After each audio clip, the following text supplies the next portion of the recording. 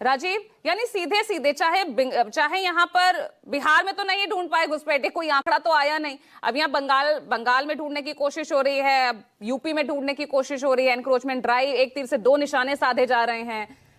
सीधे सीधे 27 का ही तो माहौल तैयार करने की कोशिश की जा रही है ना। और बंगाल भी अगर इस घुसपैठिए के बहाने से जीता जाए तो इतना आसान दिख रही है क्या वो रहा भी? अब आप बताइए, 9 साल से योगी आदित्यनाथ की सरकार है और सबसे बड़ी बात यह है कि 9 साल के बाद अब डिटेंशन सेंटर या अब पता चला सरकार को कि प्रदेश में अवैध घुसपैठी या रोहिंग्या कोई भी आ गए। भारत का कोई भी नागरिक ये नहीं चाहेगा कि देश में अवैध रूप से घुसपैठिए रहें, उनके पास वोटिंग राइट्स हो और वो यहाँ के संसाधनों पर जो हक, पहला हक भारतीय नागरिकों का है, उसमें किसी तरह की परेशानियां आए, उनको निश्चित तौर पर चिन्हित किया जाना चाहिए और उनके देश में डिपोर्ट किया जाना चाहिए। दुनिया का कोई भी मुल्क अवैध घुसपैठियों को बर्दाश्त नहीं कर सकता है।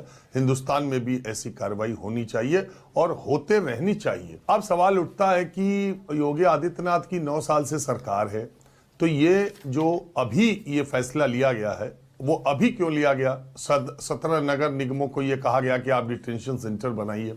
क्या इतनी बड़ी संख्या में उत्तर प्रदेश में बांग्लादेशी घुसपैठिए रोहिंग्या आ गए और सरकार के डबल इंजन की सरकार को पता नहीं चला? या अब पता चला है तो तुरंत से कार्रवाई की जा रही है?